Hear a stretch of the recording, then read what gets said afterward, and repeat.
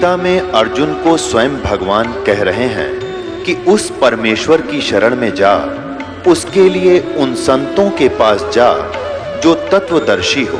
इसी प्रकार हजरत मोहम्मद को उनका अल्लाह कह रहा है कि कोई और पूर्ण परमात्मा है, उसको पाने के लिए उन तत्वदर्शी संत की तलाश कर।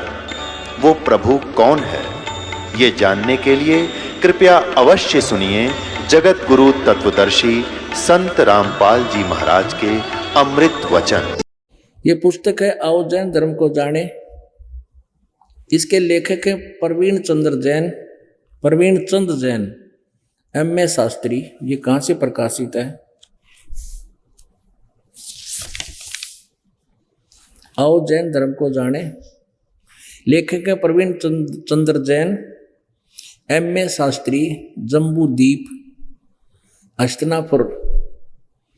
प्रकाशक है श्रीमती सुनीता जैन, जम्बूदीप, हस्तिनापुर, मेरठ में, उत्तर प्रदेश। और ये कहाँ से मुद्रित है?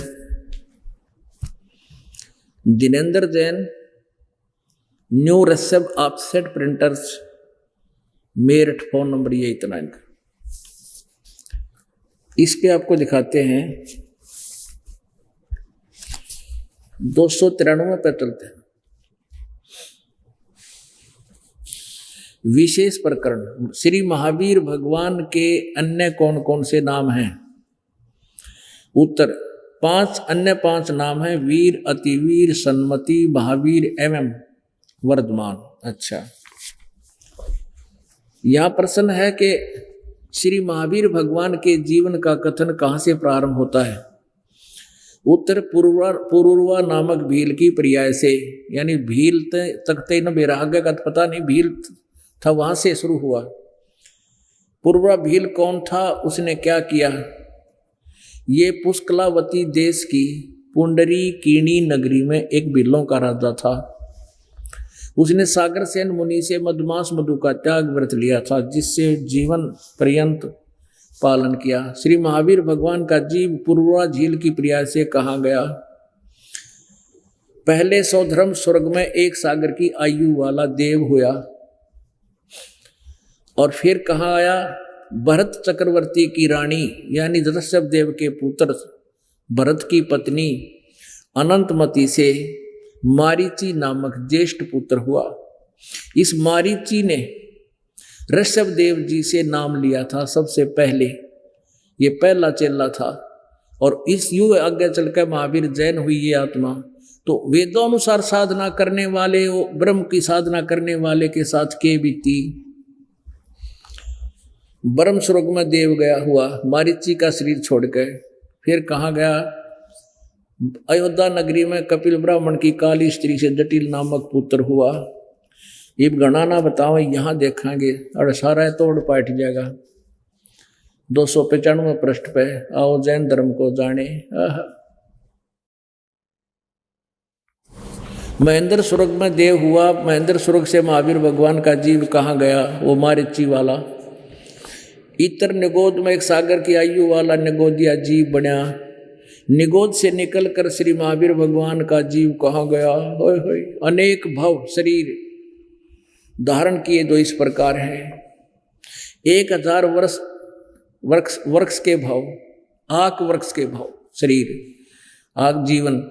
80,000 सीप के भाव, 20,000 नीम के वृक्ष के भाव, 90,000 बार केल वृक्ष के भाव, 3,000 बार चंदन वृक्ष के भाव, और 5 करोड़ बार कनेर वृक्ष के भाव, 60,000 बार वैश्या के भाव, 5 करोड़ बार शिकारी के भाव, शिकारी बिना, 20 करोड़ बार हाथी के भाव, 60 करोड़ बार गधे के भाव।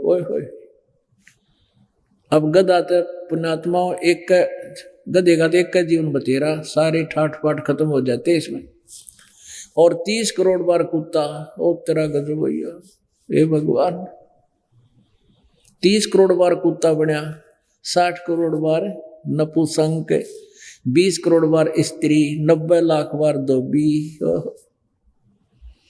और 8 करोड़ बार घोड़ा, 20 करोड़ बार बिल्ली, और 60 लाख बार गर्भपात किसे मरण, और केवल 80 लाख बार देव पर्याय को प्राप्त हुआ। 80 लाख बार तो देवता बना, और ये देखो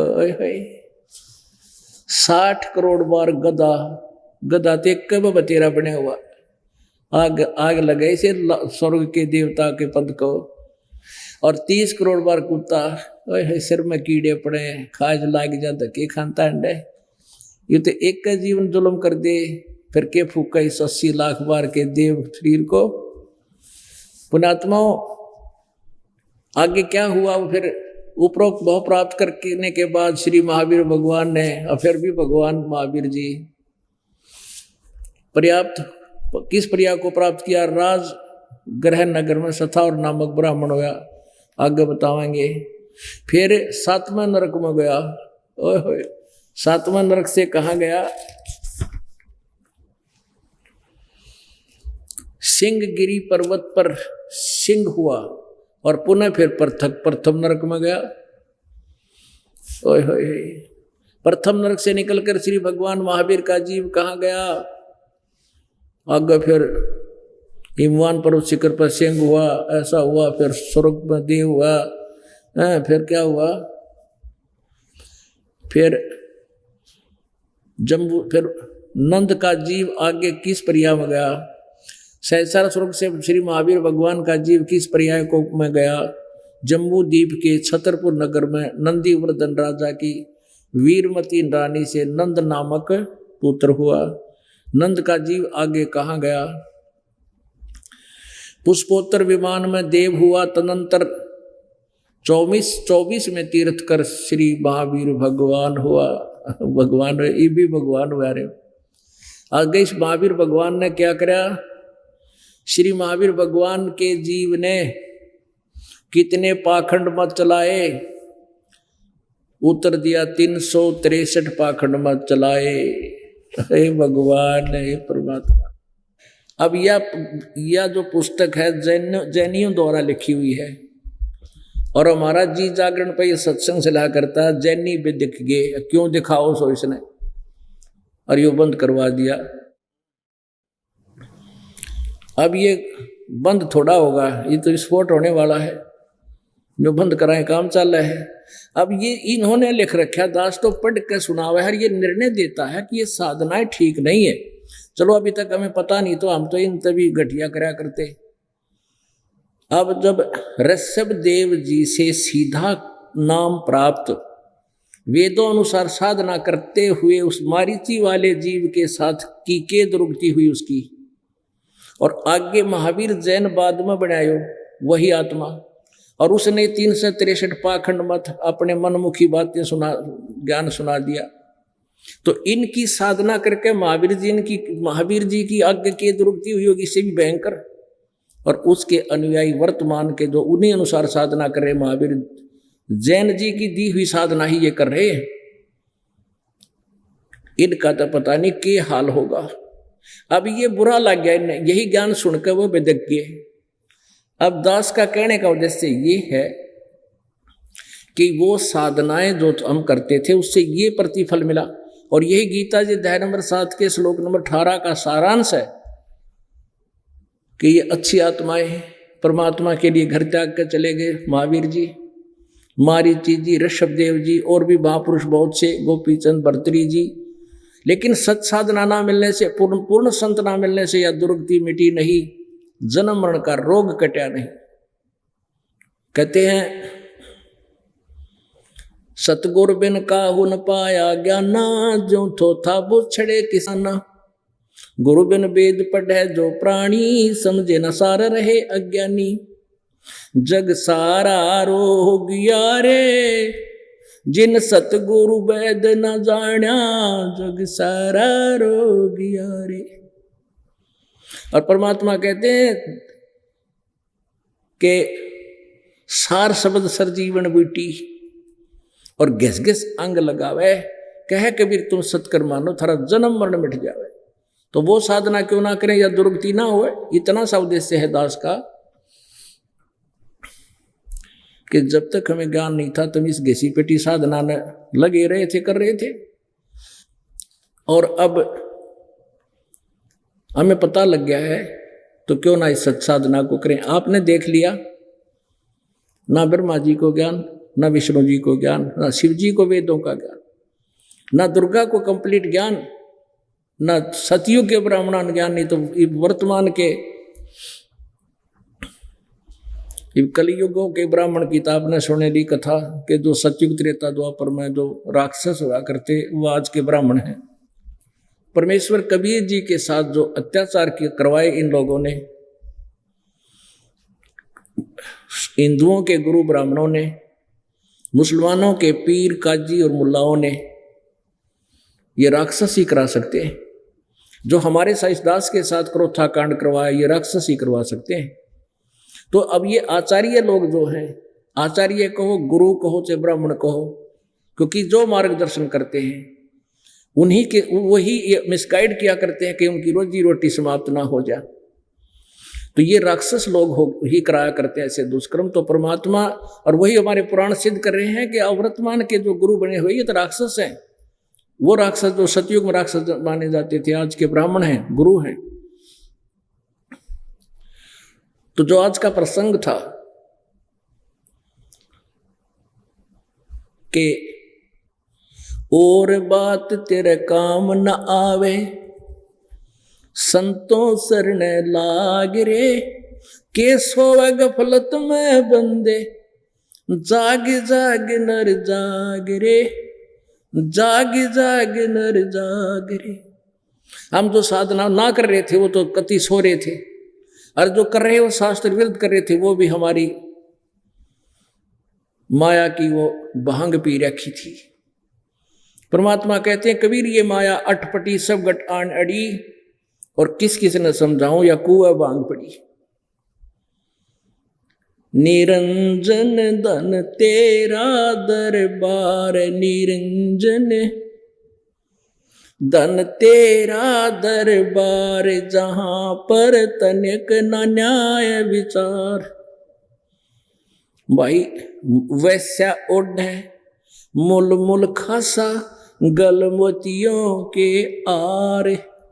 वैश्या ओढ़े मुल मुल खासा, गल मोतियों के हार। पति भर्ता को मिले न खादी, ये सूखा नरस आहार। निरंजन धन तेरा दरबार, निरंजन धन तेरा दरबार, जहां पर तनिक न न्याय विचार। पाखंडी की पूजा जग में, ये जैनी नंगे अंडे शर्म भी ना आती ने, इनके पास पास अनुयायी घूमते हैं सड़कों पर, शर्म नहीं आती, पशु तो बदतर जीवन इनका। पाखंडी की पूजा जग में, संत को कहें लबाड़े। इन पाखंडी की पूजा जग में, संत को कहें लबाड़।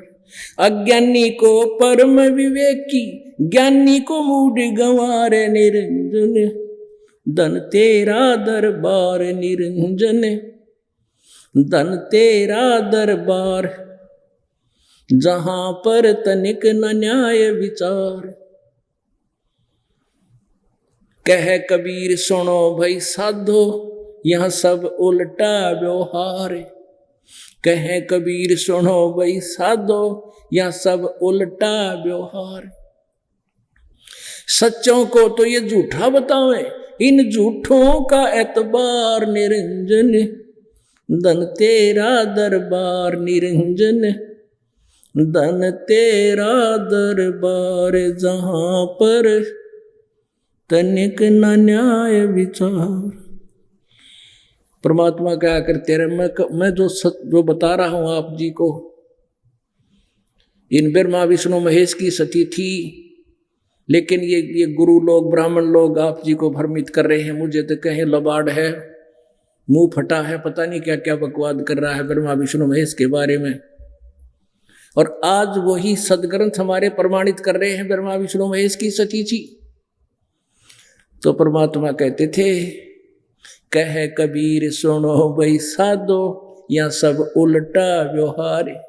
सच्चे को तो ये झूठा बतावे, इन झूठों का एतबार निरंजन, धन तेरा दरबार, निरंजन धन तेरा दरबार। सत साहिब परमपिता परमात्मा सारी सृष्टि के रचनहार कुल मालिक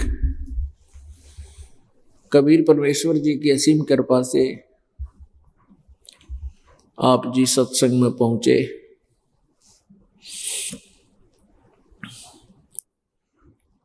सत्संग में आने से इस प्राणी को पता लगता है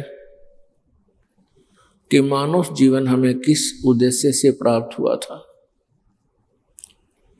जब तक हम सत्संग श्रवण नहीं करते तब तक हम अपने दैनिक कार्य को, जो जैसा भी कर्म कर रहा है उसी को अंतिम क्रिया मानकर कर रहा होता है। सत्संग में आने से हमें ज्ञान होता है कि हम किस लिए संसार में मानव शरीर प्राप्त करके आए थे। इस मानव शरीर में हमें किस प्रकार की बुद्धि परमात्मा ने दी है, कैसे अंग दिए हैं। अन्य प्राणियों से हटकर ये एक विशेष शरीर हमें प्राप्त है, तो इसका काम भी विशेष ही है। हम केवल रोजी रोटी पेट गुजारे के लिए सारा दिन लगे रहें, इसी में सो झूठ बोलें कितने सत्य बोलें, ना जाने कितने पाप इकट्ठे करते रहें, और परमात्मा की साधना जो इसका मूल उद्देश्य है, परमात्मा की भक्ति ना करें तो ये मनुष्य जीवन ऐसा है जैसे अन्य प्राणियों, वो कर्म ऐसे हैं जैसे अन्य प्राणियों के। पशु पक्षी भी अपने बच्चों के परिवर्ष के लिए, पालन पोषण के लिए सारा दिन इधर उधर भटकते रहते, और वही कर्म फिर मनुष्य भी कर रहा है। यदि वो सत साधना नहीं करता है, पूर्ण परमात्मा की भक्ति नहीं करता है, अन्य साधना भी करता है और वो शास्त्र विधि रहित करता है, तो उस व्यक्ति के जीवन में और पशु पक्षी के जीवन में कोई अंतर नहीं। इसलिए परमात्मा आप पे आके सतलोक से चलकर आते हैं, अमरलोक से चलकर आते हैं, और अपनी प्यारी आत्माओं को यथार्थ ज्ञान और अपने निज स्थान का ज्ञान वही कराते हैं। वो एक संत रूप धारण करके यहाँ रहते हैं। हमने परमात्मा को निराकार माना हुआ होता है। इन अज्ञानी अनाड़ी शास्त्र विरुद्ध ज्ञान देने वाले संतों के अज्ञान से हमने परमात्मा को निराकार मान रखे हैं। वो परमेश्वर यहां पर आए, उन्होंने स्वयं भी कहा हम ही अलख अल्लाह हैं, कुतुब गौस और पीर, कह कबीर खालिक दनी मेरा नाम कबीर। उस परमेश्वर ने संकेत बहुत किया कि मैं खुद परमात्मा हूं, सारे ब्रह्मांडों का रचने वाला मैं ही हूं, तुम मेरे बच्चे हो, मैं जैसे कह रहा हूं तुम ऐसे करो, तुम उस स्थान पर पहुंच जाओगे जहां कोई कष्ट नहीं। परमात्मा हमें बताया करते थे कि तुम यहां कितना कष्ट उठा रहे हो। किसी भी प्राणी को देख लीजिए, कोई व्यक्ति सुखी नहीं, और इस झूठे सुख में यदि कोई सुख मान रहा है तो कल का ना भरोसा कि बिजली गिर जा, क्या पता परिवार के साथ क्या अनहोनी हो जा। तो यहां सुख भी किस चीज को माने। नानक साहिब जी ने कहा कि ना जाने काल की कर डारे, किस विध ढल जा पासावे, और जिन्हां ते सरते मौत खुड़क दी उन्हां नू केड़ा हासावे। नानक साहिब जी के पास भक्त श्रद्धालु गए, उन्होंने कहा कि हे महाराज जी, आप हमेशा खोए खोए से रहते हो, जैसे आपको कोई बहुत बड़ी चिंता सता रही हो। आपको हमने कभी मुस्कुराते हंसते हुए नहीं देखा। नानक साहब जी ने कहा कि भाई यहां किस वस्तु के ऊपर मैं प्रसन्न हूं, मुझे तो अपनी मौत दिखाई देती है। या सभी को जाना है और भक्ति ठीक बनी नहीं तो यही भ्रम भटक जाएंगे। इसलिए मुझे हंसी नहीं आती, मुझे मुस्कुराहट नहीं आती। ना जाने ये काल, ये यहां का भगवान के जुल्म कर दे किस प्राणी के ऊपर, कब कर दे। 26 जनवरी सन 2000 भारतवर्ष में गणतंत्र दिवस का दिन खुशी से मनाया जा रहा था। उधर गुजरात के अंदर ये काल अपना कहर मचा रहा था। भूकंप आ गया और जो कोठियां बनाने में सारा जीवन जिन व्यक्तियों ने लगाया था, उन्हीं कोठियों में वो सभी पूरा परिवार का परिवार मृत्यु को प्राप्त हुआ। लाखों की संख्या में कहां तो खुशी मना रहे थे, टेलीविजन के आसपास मंडरा रहे थे, बैठे थे। कोई राष्ट्रीय गान गा रहा था, कोई नाच रहा था, कोई कूद रहा था, कोई स्कीम बना रहा था शादी और ब्याह की। और 1 सेकंड में इस काल ने के जुल्म कर दिया। भूकंप आया, पूरा क्षेत्र जमीन में धंस गया। अब सारे राष्ट्र में शोक व्याप्त हुआ। तो पुण्यात्माओं, इस काल के लोक में जिसको हम सुख मान बैठे, ये सुख नहीं है, ये भी हमारी भूल है। ना जाने काल की कर डारे, किस विध ढल जा पासावे। और जिना ते सरते मौत खुड़क दी, उन्हां केड़ा हासावे। या किसी को ये तो पता है नहीं कब के हो जा, लेकिन हमने, हमारे अंदर ये त्रिगुणमयी माया का नशा है। इस भांग के नशे से हमने अपनी मौत दिखाई ना देती, हम भूल गए। अप्रोक्सीमेशन लगा रखा है कि हम अभी नहीं मरेंगे, 80-90 साल में तो मरेंगे, में ही मौत आएगी। यहाँ नहीं भरोसा, कद आ जा मौत, एक पल का भरोसा कोई ना। नहीं भरोसा देह का, ये विनस जावे छन माही। श्वास उश्वास में नाम जपो हो, और यतन कछु नाही। श्वास उश्वास में नाम जपो, व्यर्था श्वास मत खो। ना जाने इसे श्वास को हो, आवण हो के न हो। एक भक्त ने बताया कि मेरा एक मित्र डॉक्टर था और हार्ट स्पेशलिस्ट, और उसको खुद को हार्ट की बीमारी, और उसकी दुकान इतनी अच्छी चली। दोनों पति पत्नी डॉक्टर थे। वह कोई संतान नहीं, 50 साल के आसपास उम्र उनकी, और उसको खुद की हार्ट की बीमारी।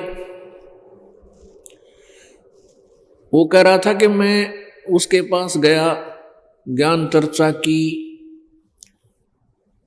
कोई संतान नहीं और पैसे का पता नहीं कितना था उसके पास। वो खुद कह रहा था डॉक्टर कि मेरे को अपने पैसे का खुद नहीं मालूम कौन से बैंक में कितना है, इतना पैसा है मेरे पास। तो उस भक्त ने कहा कि मैंने उसको कहा कि आप भक्ति करो। कुछ देर चर्चा की,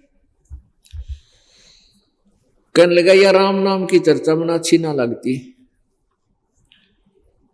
यह चर्चा मत करया कर मेरे सामने, और बात बतला, और तेरा शर बतलावे, बतला। और के बतलाओ भगत?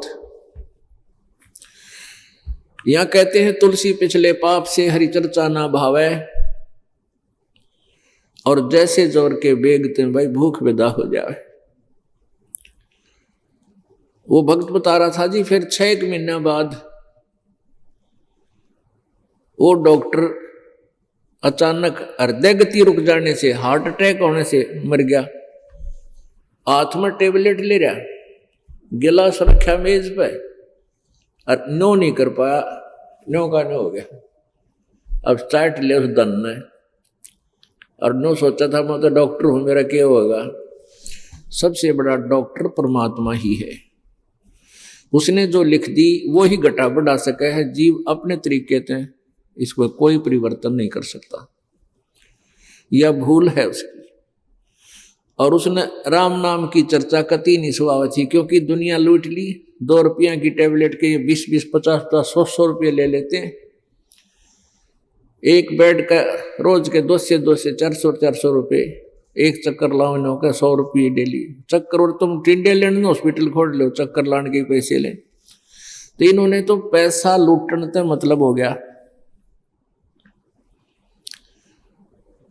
और ज्ञान की कमी से प्राणी ऐसे जुल्म करता है, क्योंकि जब बालक अबोध होता है, छोटा बच्चा होता है, वो गड्ढे में गिर जाता है, अग्नि में भी हाथ दे देता है। कहीं तार टूट के गिरे हुए हों और लूज कनेक्शन हो, स्पार्किंग हो रहे हो, उसको आतिशबाजी जानकर, अच्छी वस्तु जानकर वो बालक जाकर पकड़ लेता है और मृत्यु को प्राप्त हो जाता है। अबोध बालक जिसको ज्ञान नहीं, वो सर्प को भी जाकर पकड़ने की चेष्टा करता है और उसको डस देता है, वो मृत्यु को प्राप्त हो जाता है। और जब वो बालक शाना हो जाता है, मैच्योर हो जाता है, फिर उसको पता लग जाता है कि ये सर्प है, बहुत भयंकर जानवर है, इसे दूर भाग लेना चाहिए। और बिजली के ऐसे कहीं स्पार्क हो रहा हो तो बड़ा होने के बाद उसको ज्ञान हो जाता है कि ये बहुत भयंकर वस्तु है, इसे दूर हो ले। औरों को भी आगाह करता है कि दूर हो जाओ, देखो सामने तार टूटा पड़ा है। और पहले जब तक वो अबोध था उसको भी हाथ लगा लेता था, मर जाता। ऐसे ही जब तक हमें ज्ञान नहीं है, तत्व ज्ञान नहीं, परमात्मा के आध्यात्मिक ज्ञान से हम परिचित नहीं है, तब तक हम अबोध बालक हैं। हम कुछ भी गलती कर सकते हैं जो हमें आने वाले समय बहुत भयंकर सिद्ध हो सकती है। और इस तत्व ज्ञान से हम इतने बुद्धिमान हो जाएंगे, हमें डर लग जाएगा फिर कोई बुराई करते समय। चोरी नहीं करेंगे, रिश्वत नहीं लेंगे किसी प्रकार का, और किसी के आत्मा को नहीं सताएंगे। तो वो कह रहा था कि मेरे पास पैसे की कोई कमी नहीं, और राम नाम कति नहीं सुहावे। परमात्मा कहते राम नाम कड़ुआ लागे, मीठे लागे दाम, दुविधा में दोनों गए, माया मिली ना राम। वह माया तो उसके पास रही नहीं, क्योंकि उसकी थी को ना, वो तो मूर्ख बना रखा था काल ने। और राम नाम कड़वा न्यों लगे था, तुलसी पिछले पाप से, हरि चर्चा ना भावे, जैसे जवर के बेगते भूखे विदा हो जावे। किसी व्यक्ति को बुखार आ रहा हो, जवर हो, टेम्परेचर हो गया हो, विशेषकर मलेरिया हो जाए जब बिल्कुल नहीं सोया करे, या वायरल हो जाए, तो बुखार जबर जब हो जाता है तो प्रतिदिन खाने वाली रोटियां भी, सब्जी भी बिल्कुल नहीं खाई जाती, कड़वी लगती है, जीभ पर भी नहीं रखी जाती, जैसे उल्टी गिर जाएंगी। ऐसी स्थिति में आ जाता है ये शरीर। अब वो प्रतिदिन आहार करने वाली वस्तु, पदार्थ, जो काजू किस्म, सेब, संतरे, ये भी उस जबरग्रस्त प्राणी को कड़वे लगते हैं। अब बुखार ने, उस जबर ने उसके शरीर की व्यवस्था इतनी खराब कर दी कि मीठा पदार्थ भी उसको कड़वा लग रहा है, महसूस हो रहा है। उसका ट्रीटमेंट क्या है? अब उस बुखार को समाप्त करने का ट्रीटमेंट क्या है, उपचार क्या है? कड़वी टेबलेट ही खानी पड़ेगी, कुनीन, और मन ना चाहे तो भी खानी पड़ेंगी, फांके मारने पड़ेंगे। फिर वो बुखार उतरेगा, जबर कम होगा, धीरे धीरे आहार भी फिर ये स्वादिष्ट लगने लग जाएगा। और जब बुखार बिल्कुल उतर जाएगा, समाप्त हो जाएगा, नॉर्मल टेम्परेचर हो जाएगा, तब वही रोटियां सूखी भी मिल जाए तो भी खा जाएगा। इतनी जोर की भूख लगेगी उसको, इतनी जोर की भूख लगेगी जब बुखार उतर जाएगा। और पहले उसने मनुखा दाख भी नहीं कहता, मेरे अपना खाई जाती, रख दे एक तरफ। तो पुण्यात्माओं, जिनके पाप रूपी जवर, जिनका पाप रूपी कर्मों से जिनका जवर हो रहा है, उनको ये राम नाम की चर्चा कति नहीं सुहावे। जैसे वो डॉक्टर कह रहा था, मना अच्छा नहीं लगती ये बातें, कोई और बतला ले। अब और भगत के पास नहीं होती, क्योंकि उसमें जो पहले का कुबाड़ भरा हुआ होता भगत का, वो समाप्त हो जाता है और नई वस्तु उसमें सत्संग के माध्यम से फीड हो जाती है। फिर जहां भी वो जाता है यही सोचता है, इस प्राणी का उद्धार करवा दूं, इसको मालिक की चर्चा सुना दूं, क्योंकि हम भी ऐसे ही थे पहले, हम भी ऐसे ही थे, भक्ति भी करते थे, क्योंकि आत्मा परमात्मा बिना रुक नहीं सकती। इसको उसकी चाह है, और मन जो है ये काल का एजेंट है, इसने यू नकली काम पे लाए रखे और नकली काम में यू सहयोग देता है आत्मा का। और वास्तविक जब भक्ति शुरू होती है तो योग अड़ियल घोड़े की तरह अड़के खड़ा हो जाता है और ना जाने कितने प्रश्नों उत्तर मन में उत्पन्न कर देता है खरपतवार। पहले हम जो भी साधना करते थे देखम देखा करा करते, भाई किसी ने मंगलवार का व्रत रख रहा है तो हमने पता लग गया मंगलवार का व्रत रखना चाहिए, हनुमान जी की पूजा करनी चाहिए, हम करने लग गए। गीता जी का रोज पाठ करना चाहिए, वो भी करने लगे। सालासर जाने से बड़ा लाभ होता, वहां भी जाने लग गए। श्याम जी की पूजा करते थे, बाबा श्याम जी की, भाई वो बड़ा अच्छा नो सुख देता है, वो भी करने लगे। किसी ने बताया कि वहां जगन्नाथ के मंदिर में दर्शन करा, बेड़ा पार हो जाओ, वहां भी चले गए। किसी ने केदारनाथ बता दिया, किसी ने पिंडारे नान की बता दी, पिंडारे में उस जोड़ में वहां भी चले गए। No objection. और जब ये कहा गया कि ये साधनाएं गलत है, जिन परमात्माओं को तुम संपूर्ण परमात्मा कंप्लीट गॉड मान रहे हो, ये पूर्ण परमात्मा नहीं है, एकदम स्ट्राइक कर दी इस मन पापी ने। और 36 बकवाद, ना जाने कितने प्रश्न उतरी, ये कैसे हो गया, वो कैसे हो गया, पहले कभी नहीं आया मन में। तो इस मन की यह खोटी आदत है, ये अच्छे काम पर तो लागे को नहीं, और डले डुआले सारा दिन ये कावड़ लेने जाते हैं। इनके इसे मोटे मोटे पैर हो जाए सूज का, चलते चलते जो खड़ी कावड़ लाते हैं, पैदल चल के लाते हैं, और पाया में छाले पड़ जा, चला जाना पीड़ा हुआ। कहते हैं, भगत बता रहे थे, या पहले हम जब कावड़ लाते थे वो कह रहे थे कि रास्ते में इतना पीड़ा हो जाती पैरों में, चला नहीं जा। पेन किलर गोली खा खा के फिर भी सफर खींचा। वहां यूं ठीक राजी रहता है कि धक्के खा, और यूं कह दे भाई ये भक्ति ठीक हो ना, बैठ कर भक्ति कर भगवान की, चलते चलते कर ले, बस में बैठ कर कर ले, काम करते करते ये नाम जपना है, कति कर करा जी को ना। 2 घंटे बैठा दे के लिए बैठ कर माला फेर ले, कति नहीं टक्के। एक व्यक्ति ने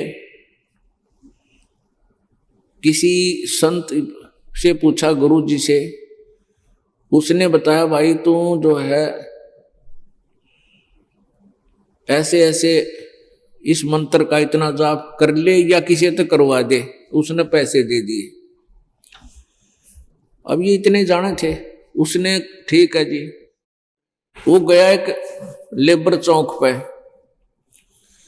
लेबर चौक पे उसने दो मजदूर पूछे, भाई चलोगे मजदूरी करोगे? कहाँ करांगे जी, काम बताओ क्या है?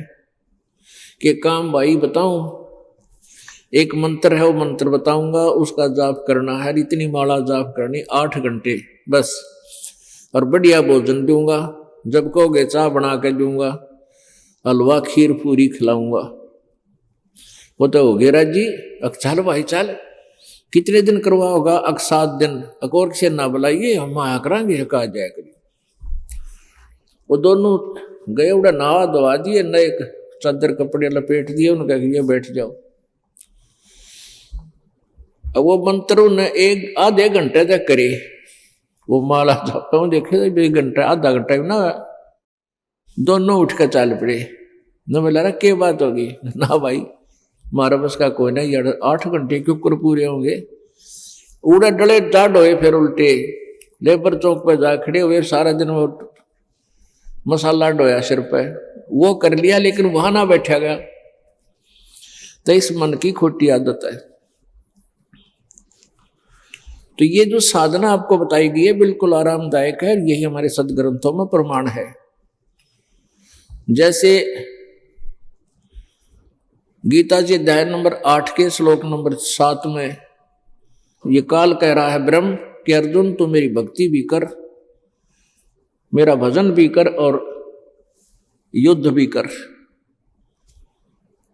और यही सदग्रंथों में प्रमाण है, सूक्ष्म वेद में प्रमाण है। परमेश्वर ने आकर बताया है, नाम उठत नाम बैठत नाम सोवत जागवे, नाम खाते नाम पीते नाम से ती लागवे।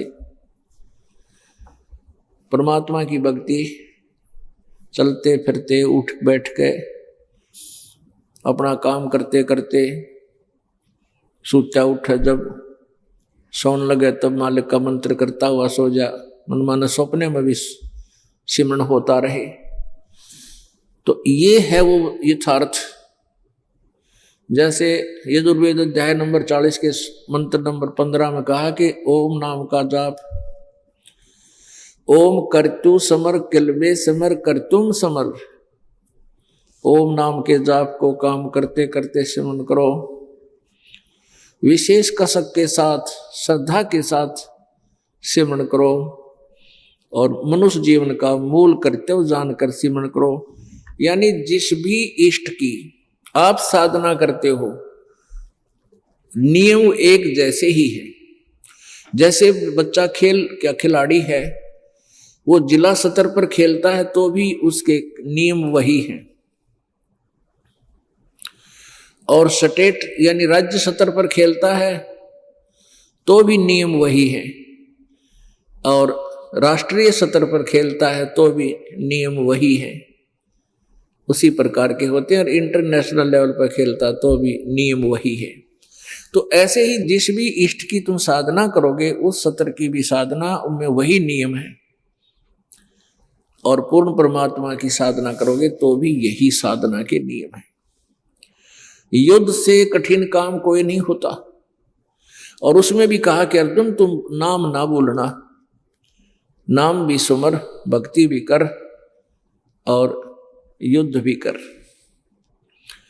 तो पुण्यात्मा हम साधनाएं गलत किया करते थे। इस मन को ये अच्छी साधना, सत साधना नहीं सुहाती, अच्छी नहीं लगती। परमात्मा चाहते हैं कि ये आत्मा स्वयं परिचित हो इस ज्ञान से, और उसके बाद फिर ये आत्मा इस मन की नहीं मानती। आत्मा मन का बिल्कुल विश्वास नहीं करती, फिर अपने गुरुदेव के वचनों पर ही दृढ़ होकर के अपना जीवन सफल करते हैं। परमेश्वर कबीर जी सतलोक से चलकर आए थे, वो हमारे को सत्साधना बताने के लिए, और वो परमात्मा सभी धर्मों के अनुयायियों को ज्ञान बताया करते थे। हिंदुओं को कहते थे कि जो साधना तुम करवा रहे हो ये शास्त्र विरुद्ध है, मुसलमानों को भी कहते थे जो साधनाएं तुम करते हो ये कंप्लीट नहीं है, और इसके साथ साथ तुम मांस आदि खाने का, जीव हिंसा करने का धार्मिकता में समावेश किए हुए हो, ये भी गलत है।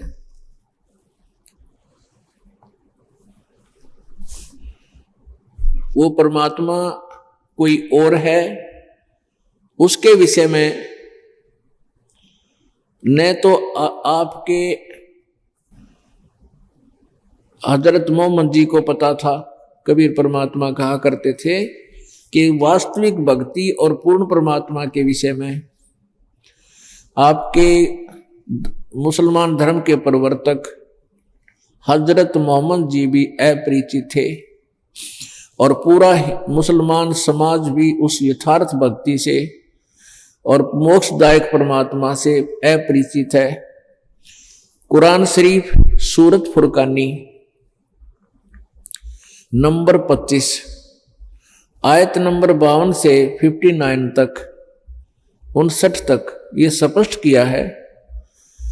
कुरान शरीफ के ज्ञान देने वाले अल्लाह को पूरा मुसलमान धर्म पूर्ण परमात्मा मानता है, अपना गॉड मानता है, अपना भगवान मानता है, हजरत मोहम्मद जी का खुदा मानता है। और वो खुदा कहता है, कुरान शरीफ के बोलने वाला खुदा कहता है कि हे पैगंबर, तो इन काफिरों का क्या ना मानना। काफिर वो बताए हैं जो सत भक्ति नहीं करते, आन उपासना करते हैं, तो वो आन उपासना कर रहे हैं, इनकी बातें तू मत मानना। और मैं जो तुझे इस कुरान की शरीफ के अंदर दलील दे रहा हूं, मेरी इन बातों पर, तू मेरे वचनों पर विश्वास करना, और उस कबीर नामक अल्लाह से के लिए, उस कबीर अल्लाह के लिए तू संघर्ष करना,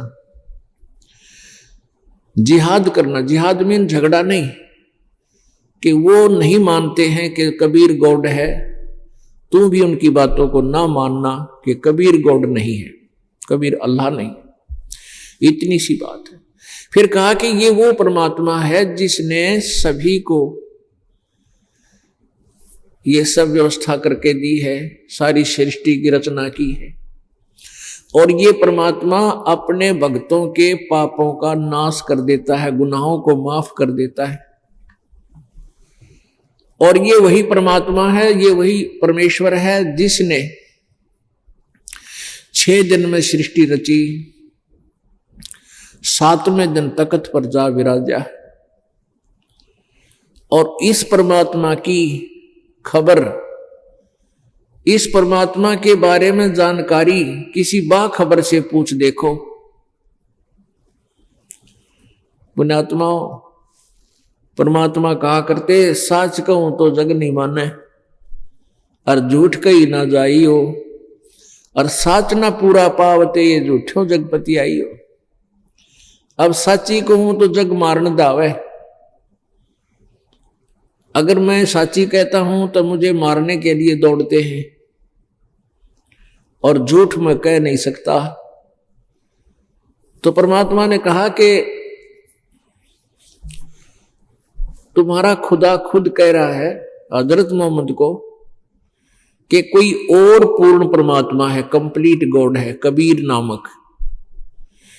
मुसलमान धर्म में इस कुरान शरीफ में जहां कबीर और खबीर शब्द लिखा है, उसका अर्थ इन्होंने बड़ा कर दिया। कबीर माने बड़ा। देखो, कोई भी नाम है, उसका कोई ना कोई अर्थ अवश्य निकलाएगा, कुछ भी निकाल सकते हो। तो वो उसका सीधा संकेत है कि वो कबीर नामक परमात्मा है जिसने 6 दिन में सृष्टि रची, 7वें दिन तख्त पर जा बैठे। और उसकी खबर किसी बाखबर से पूछ देखो। बाखबर माने वेल नोन तत्वदर्शी संत से पूछो। पुण्यात्माओं, अभी तक यही समस्या हल नहीं हो पा रही थी कि वो कंप्लीट गॉड है कौन, वो पूर्ण परमात्मा है कौन, और कैसा है, कहां रहता है, किसने देखा है। उसके पाने की प्रॉपर विधिवत कौन सी विधि है? तो ये इन प्रश्नों का उत्तर तो मिल जाता है, फिर मोक्ष में कोई देरी को नहीं। तो ये सब प्रश्नों का उत्तर इस दास के पास है, परमेश्वर कबीर जी द्वारा दिया गया है। मेरे सदगुरु जी गुरुदेव महाराज ने हमें मुझे बताया, और हमारे सब सदग्रंथ उसको समर्थन दे रहे हैं, इस विधि और इस परमात्मा की। अभी तक जिससे भी हम पूछा करते थे, जैसे हम विष्णु जी के उपासक थे और हमारे गुरु लोग भी विष्णु जी के उपासक थे, उनसे पूछते थे भगवान कैसे मिले, कि ध्यान लगाओ, मेडिटेशन करा करो। परमात्मा कैसा है, कोई दिखाई थोड़ा देता है। तो हम तो पहले कति ब्लाइंड फेथ था हमें, और वैसे अबोध थे। ठीक है, केवल प्रकाश देखा जा सकता है भगवान का, अंदर प्रकाश देखो। अरे विष्णु जी की मूर्ति बना रहे, श्री कृष्ण जी की पूजा करें और भगवान निराकार बताओ, फिर वो कृष्ण जी विष्णु जी को किस लिए ले रहे थे साथ में? जो वो साकार हैं, वो तो उनकी मूर्ति है, तो निराकार फिर भी हम निराकार मान्या करते, क्योंकि बिना ज्ञान के बालक की बुद्धि इतनी ही होती है। अब सब ये कंसेप्ट क्लियर होना चाहिए कि परमात्मा कैसा है। अन्य कहते निराकार, ये दास कहता साकार। तो ये फैसला कौन करे? हमारे सदग्रंथ करेंगे। मान लीजिए किसी केस में किसी ने धारा गलत लगा दी, या ऐसी भी लगा दी, या वैसे कोई कहता है कि इस जुल्म पर, इस प्रकार के अपराध पर, एक एडवोकेट कहता है कि इस प्रकार के अपराध पर, और मान लीजिए 198 धारा लगती है संविधान की, दूसरा कहता नहीं इस पर 204 लगती है, तीसरा कहता नहीं इस पर 206 लगती है, कोई कुछ कह रहा है, यानी भिन्न भिन्न धाराएं बता रहे हैं। तो इसका फैसला कहां से होगा? संविधान करेगा, उसमें वर्णित उसकी डेफिनेशन बताएगी उस क्राइम की, और वो सबको मान्य होगा, फिर फैसला हो जाता है। इसी प्रकार हमारे सदग्रंथ, ये विधान है प्रभु का, ये कॉन्स्टिट्यूशन है उस गॉड का, और इसके अंदर जो लिखा है वो फाइनल होना चाहिए, है मानना चाहिए। तो इन सदग्रंथों में परमात्मा साकार लिखा है, वो सह शरीर है, उसका नाम कबीर है। अब यहां थोड़ा सा हिंट देंगे, क्योंकि प्रत्येक सत्संग में श्रोता बदलते रहते हैं। कोई रात्रि में सुनता है, कोई दिन में सुनता है। काल के इस जाल में हम ऐसे फंसे हुए हैं, पूरा परिवार भी एक समय नहीं आ पाता है, कोई घर पे रह जाते हैं, कोई अगले दिन आते हैं। दास का उद्देश्य है कि प्रत्येक को परमात्मा का ये अमृत ज्ञान, यथार्थ ज्ञान रह रहकर सुनाऊं। एक तो ज्ञान यज्ञ का फल मिले, और फिर यथार्थ ज्ञान से परिचित होकर आत्मा फिर भटक नहीं सकती। और जब तक हम भ्रमित रहेंगे तो हम भक्ति कर नहीं सकते, हम भक्त भी नहीं बन सकते। गीता जी अध्याय नंबर 2 के श्लोक नंबर 53 में कहा कि अर्जुन, जब तेरी बुद्धि भिन्न भिन्न प्रकार के भ्रमित करने वाले ज्ञान से हटकर एक परमात्म तत्व के ज्ञान पर, यानी पूर्ण परमात्मा के उस तत्व ज्ञान पर स्थिर हो जाएगी,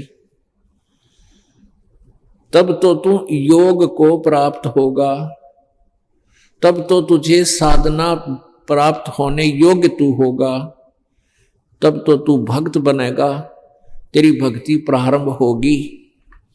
और यदि जैसे हम, कोई कहता इधर जाओ, कोई कहता इधर जाओ, इधर है हिसार, कोई कहता इधर हिसार, तो जब हम निर्णय करके सफर करेंगे तभी तो हम यात्री बनेंगे। और हम इधर चल रहे हैं, कह रहे हैं जा रहे हैं हम नरवाना को, कह रहे हैं बरवाला से हम हिसार जाना है, तो हम बरवाला के पथिक नहीं, हम हिसार नहीं जा रहे हैं, हम हिसार पंथी नहीं है, और कह रहे हिसार पंथी। तो ऐसे ही हम अपने परमेश्वर को पाने के लिए, मोक्ष मार्ग के लिए उसी मार्ग को सिलेक्ट करना पड़ेगा जिस मार्ग से हमें मोक्ष प्राप्त हो।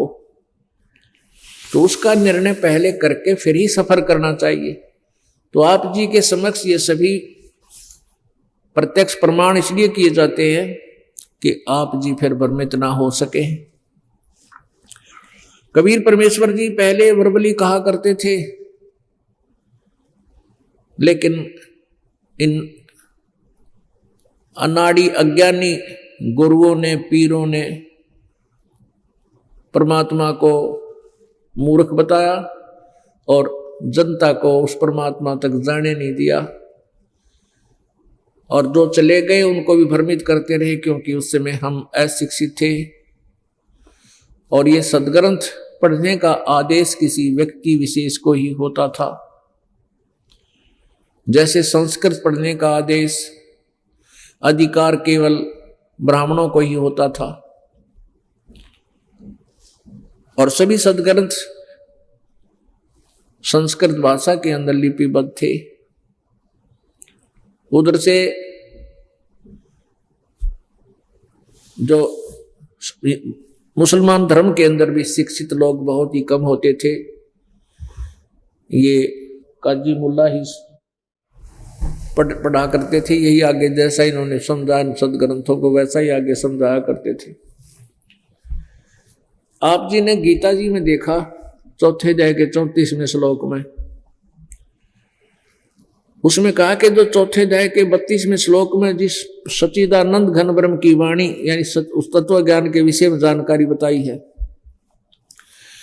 उस तत्व ज्ञान को तू तत्वदर्शी संतों के पास जाकर समझ, उनको दंडवत प्रणाम कर, विनम्र भाव से उनको प्रसन्न से प्रसन्न कर, तब वो तत्वदर्शी संत तुझे उस तत्व ज्ञान का उपदेश करेंगे। फिर तू ऐसे भक्ति करना जैसे वो बतावें। इससे सिद्ध है कि गीता जी के ज्ञान से कोई अलग ज्ञान है, उसको तत्वदर्शी संत बतावेंगे, और उस गीता ज्ञान दाता से कोई और कंप्लीट गॉड है। गीता जी अध्याय नंबर 18 के श्लोक नंबर 62 में कहा कि अर्जुन तू सर्वभाव से उस परमेश्वर की शरण में जा, जिसकी कृपा से तू परम शांति और सनातन परम धाम को प्राप्त होगा। चौथे अध्याय के 5वें श्लोक में 9वें श्लोक में खुद कहा गीता ज्ञानदाता ने कि तेरे और मेरे बहुत जन्म हो चुके हैं, तू नहीं जानता मैं जानता हूं। यानी गीता ज्ञानदाता ब्रह्म है, श्री कृष्ण में प्रवेश करके बोल रहा है प्रेत की तरह, और इस ब्रह्म का ओम नाम है। ओम नाम के जाप से ब्रह्म लोग जाते हैं, प्राप्ति होती है। 8वें अध्याय के 16वें श्लोक में लिखा है कि ब्रह्म लोक पर्यंत भी ये सभी लोग पुनरावर्ती में है, वहां गए हुए प्राणी फिर भी जन्म मृत्यु में आएंगे, पूर्ण मोक्ष नहीं है। तो इससे सिद्ध है कि वो गॉड भी और है, गीता ज्ञानदाता से अन्य है, और उसके बारे में जानकारी गीता ज्ञानदाता को नहीं है। इसी प्रकार कुरान शरीफ के अंदर सूरत फुरकानी 25 आयत नंबर 52 से 59 में ये कति कंप्लीट है, कति क्लियर कर रखा कि वो कबीर नाम का परमात्मा है। उसको ये काफिर यानी अन्य जो साधक है ये नहीं मानते, ये तो वो अन्य पूजाएं में लगे रहते हैं, देवी देवताओं की में। इनकी बातें में बताना, इस कबीर अल्लाह के लिए संघर्ष करना, और ये वही परमात्मा जिसने सबको ये तुम्हें जीवन दिया है, शरीर दिया है, इसने सारी सृष्टि रची है, और ये अपने भक्तों, अपने बंदों के, अपने उपासकों के पाप कर्मों से खूब परिचित है, तुम्हारे पाप का नाश भी कर देता है। ये वही परमात्मा जिसने 6 दिन में सृष्टि रची, 7वें दिन तख्त पर जा बैठा, उसकी खबर किसी बाखबर से पूछ देखो। अब पहले ये कंसेप्ट क्लियर करते हैं परमात्मा कैसा है।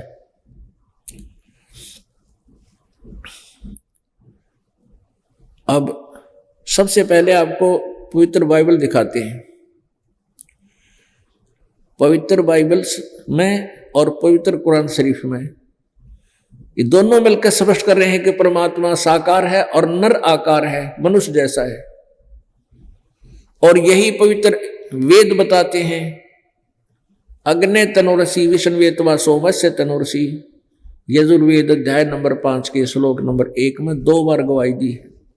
अग्नि माने परमेश्वर, तनु माने सशरीर, असि माने है परमात्मा, सशरीर है, साकार है। और विष्णुवे तवा सोमस्य, विष्णुवे माने सबके पालन पोषण करने के लिए, सबका धारण पोषण करने के लिए भी उस परमात्मा का शरीर है। जैसे स्वामी रामानंद जी को परमात्मा मिले, 5 वर्ष के बालक जुलाहे के रूप में उनके सामने बैठे थे, फिर उनकी आत्मा को सतलोक लेकर गए, समाधि लगवाई, ऊपर जाकर देखा रामानंद जी ने कि यही परमात्मा 2 रूप धारण किए हुए हैं। सचखंड के अंदर, सतलोक के अंदर ये बैठे हैं, एक बहुत बड़े विशाल तख्त के ऊपर बहुत बड़ा गुम्बज बना हुआ है सफेद, और ऊपर सफेद छत्र है परमात्मा के, सिर पे मुकुट विराजमान है। और वहां जाकर के कबीर छोटे जो बालक रूप में थे, ये तक सिंहासन पर विराजमान हो गए, और वो दूसरा रूप इन्हीं में समा गया। अकेले कबीर 5 वर्ष के बच्चे पूरी दुनिया के कंट्रोलर के सिंहासन पर विराजमान देखे। ओए होए। तब रामानंद जी की समाधि वापस की, उनका मेडिटेशन भंग हुआ, सामने फिर बैठे हैं वो 5 वर्ष के बालक, और ऊपर देखे थे वो सतलोक के अंदर सिंहासन पर वही विराजमान थे। तब कहा था 2 ठोड़ है, एक तू भया, एक से 2। और गरीबदास हम कारणे आए हो तुम मगजो, बोलत रामानंद जी सुन कबीर करतार, गरीबदास सब रूप में तू ही बोलनहार। अपने आत्माओं गीता जी अध्याय नंबर 15 के श्लोक नंबर 1 से 4 में ये वर्णन दिया है कि उल्टा लटका हुआ संसार रूपी वृक्ष है, ऊपर को जड़ है, नीचे को 3 गुण रूपी शाखा है, रजगुण ब्रह्मा, सतगुण विष्णु, तम गुण शिव जी। और जो संत इसको सब विभाग से ही बता देगा, कौन तना किसको कहते हैं, डार किसे कहते हैं, शाखा किसे कहते हैं, पत्ते क्या है, सवेदवित, वे वेद के तात्पर्य को जानने वाला है, वो तत्वदर्शी संत है।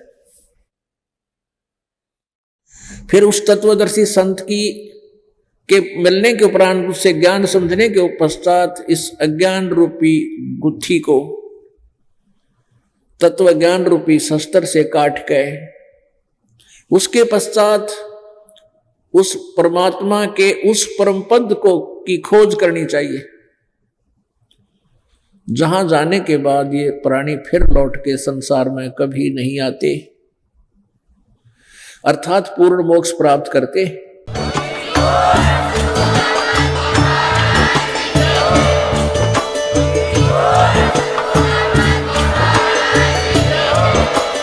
आप सुन रहे थे जगत गुरु तत्वदर्शी संत रामपाल जी महाराज जी के मंगल प्रवचन। अधिक जानकारी के लिए विजिट कीजिए हमारी वेबसाइट www.jagatgururampalji.org। संत रामपाल जी महाराज जी के शुभ आशीर्वाद से पूरे विश्व भर में 500 से भी ज्यादा नाम दीक्षा केंद्र हैं, जिन पर संत रामपाल जी महाराज जी द्वारा ऑनलाइन निःशुल्क नाम दीक्षा दी जा रही है। अपने नजदीकी नाम दीक्षा केंद्र का पता करने के लिए संपर्क करें 8222880541।